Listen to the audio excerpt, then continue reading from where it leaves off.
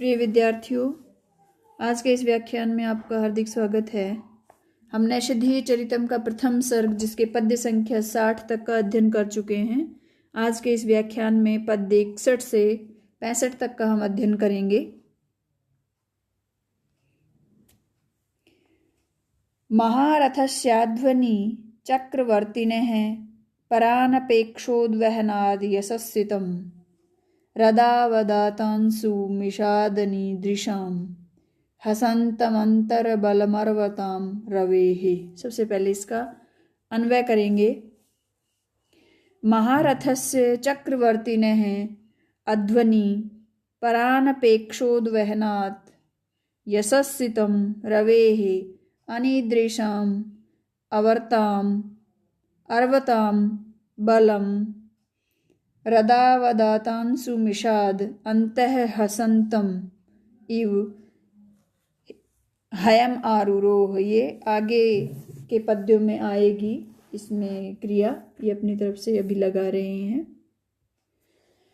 महारथस्य महारथी, चक्रवर्ती ने हैं चक्रवर्ती सम्राट नल को, अध्वनि मार्ग में, परानपेक्षोद्वहनात् दूसरों की अपेक्षा बिना किए ही ले जाने के कारण यशस्सितम यश से मानो सफेद, रवेः अनीदृशाम अवर्ताम बलम जो ऐसे नहीं हैं तथा जो दूसरे साथी अश्वों का सहाय प्राप्त करके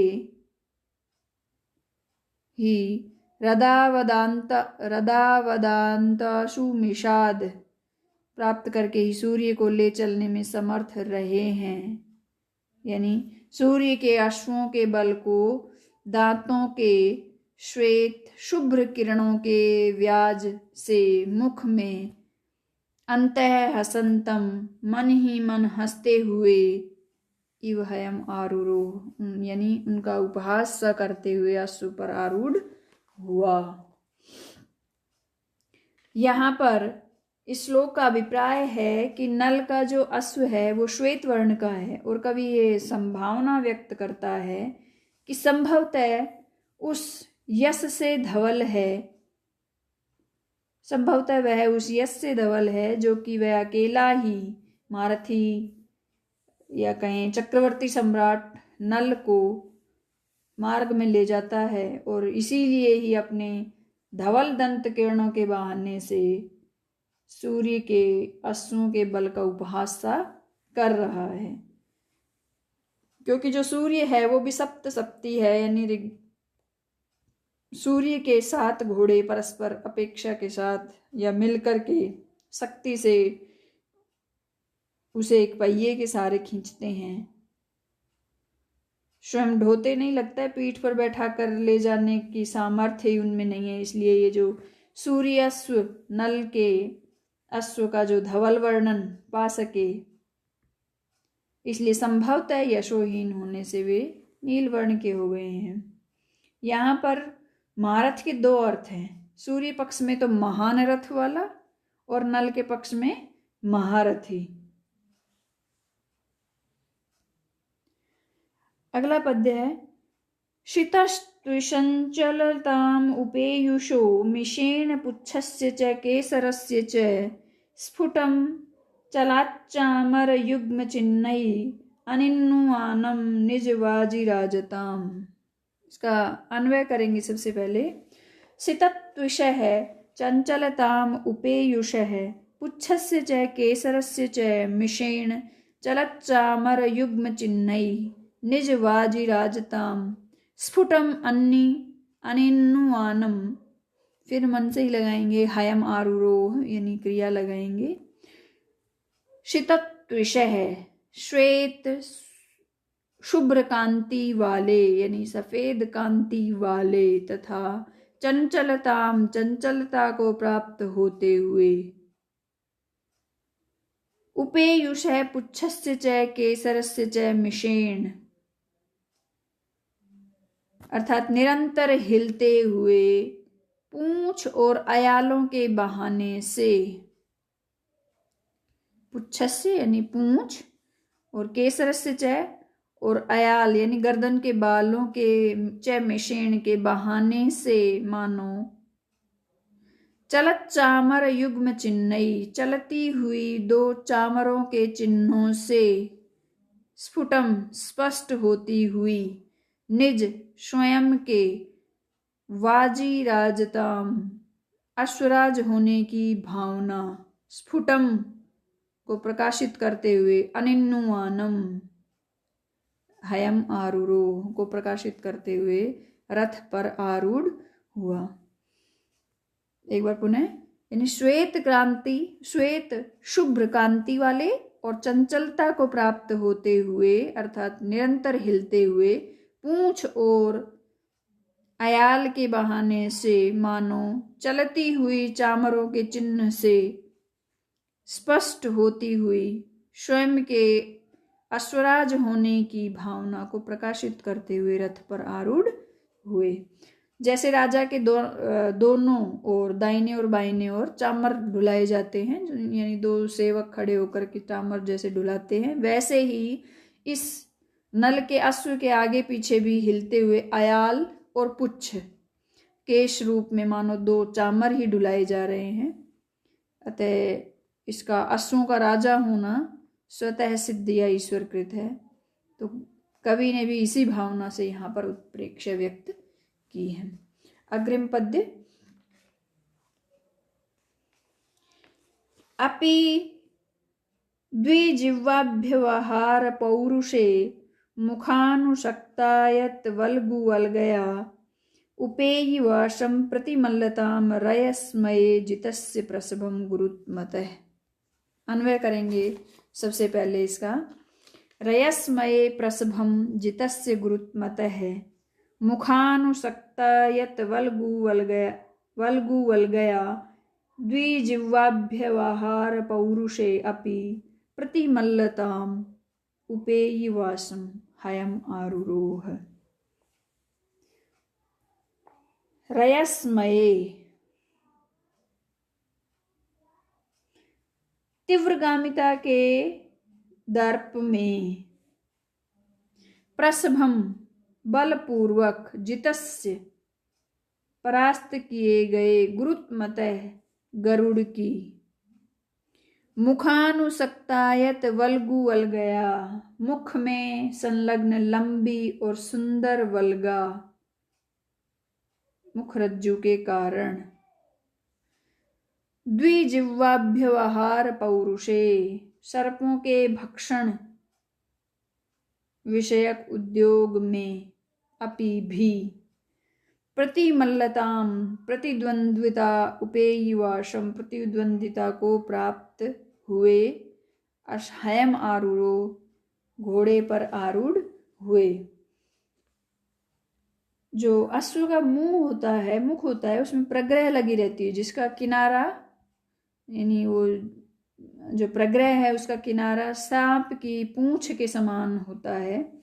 तो यहाँ पर कवि ऐसी उत्प्रेक्षा करता है कि मानो इस वाघ को मुख में रखता हुआ और निरंतर उसे दांतों से चबाता हुआ नल का यह अश्व सर्प भक्षण के पौरुष में गरुड़ की प्रतिद्वंदिता कर रहा है। वेग विषयक दर्प में वह इसे पहले ही पछाड़ चुका है। जो कान्यकुब्जीय भाषा है उसमें वल्गा को वाग कहते हैं। अग्रिम पद्य, स सिंधुजम शीतमह समोदरम हरन्तमुच्चैः स्रवसं श्रियं हयं जिताखिलक्ष्माभृदनल्पजो लोचनः तमारुरोह क्षितिपाक शासन। अन्वय करेंगे इसका। जिताखिल लक्ष्माभृद अनल्पलोचनः क्षितिपाक शासनः सह सिंधुजम शीतमह सहोदरम उच्चैः स्रवसः श्रियं हरन्तं तम हयम आरुरोह। जिताखिल जिताखिल क्षमाभृद यानी संपूर्ण राजाओं को जीत लेने वाला।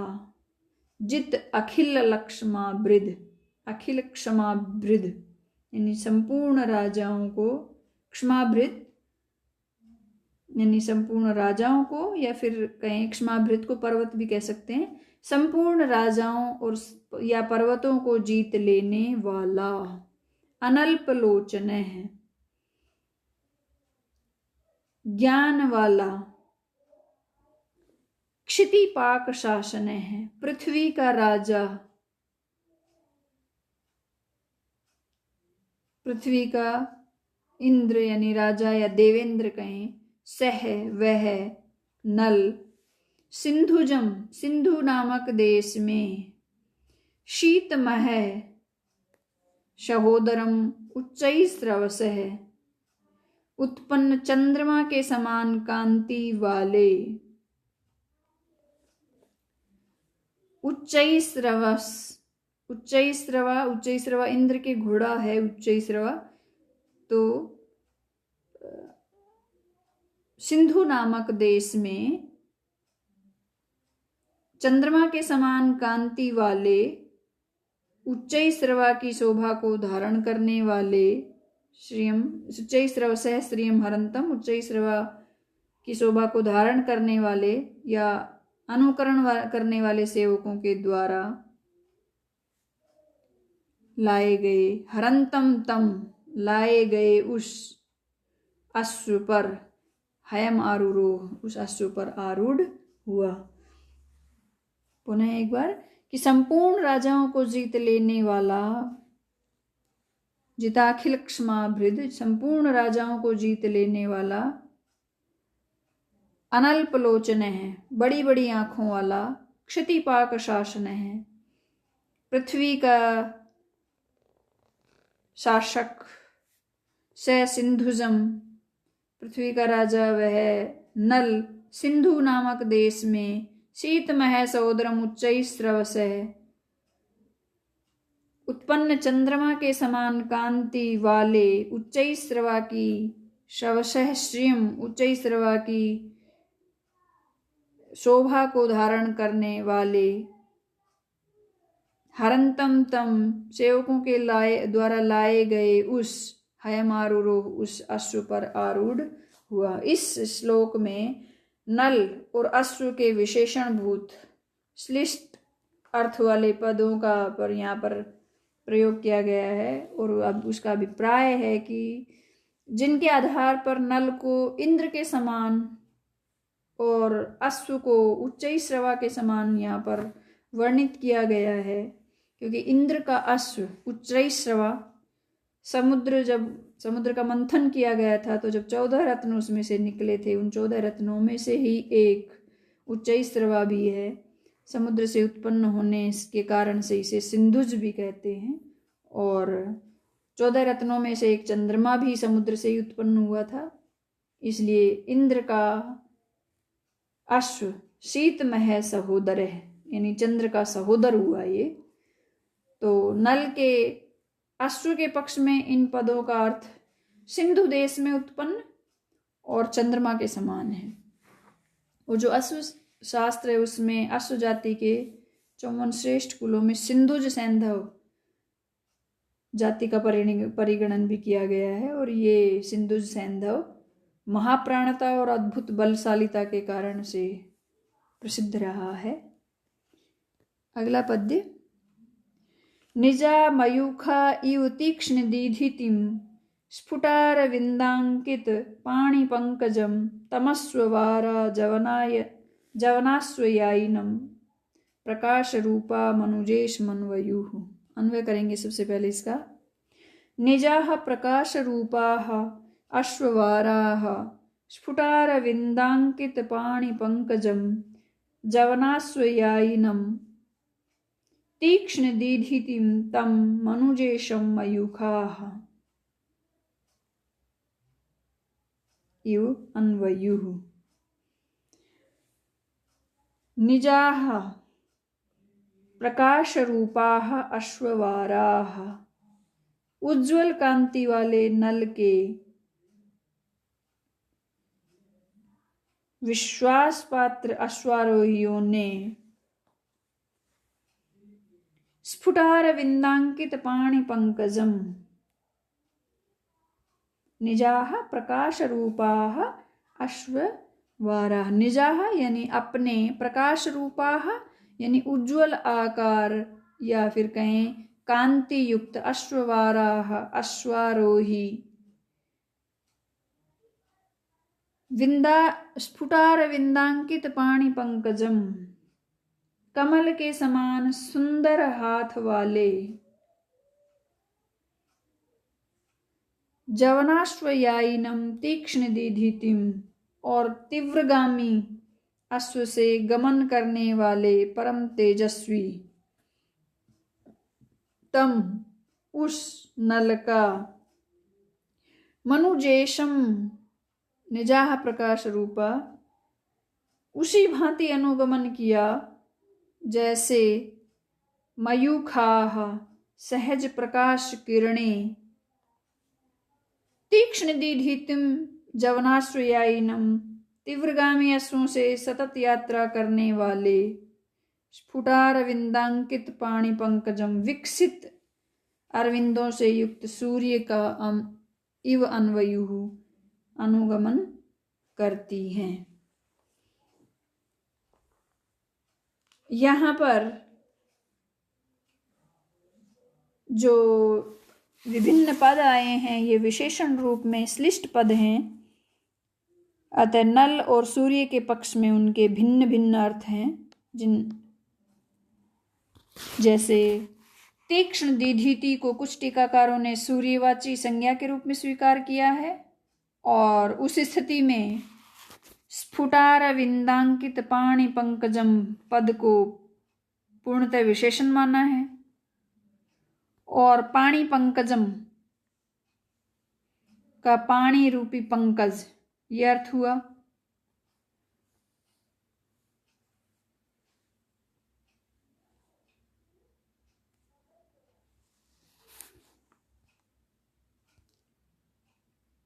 आज के इस व्याख्यान में इतना ही।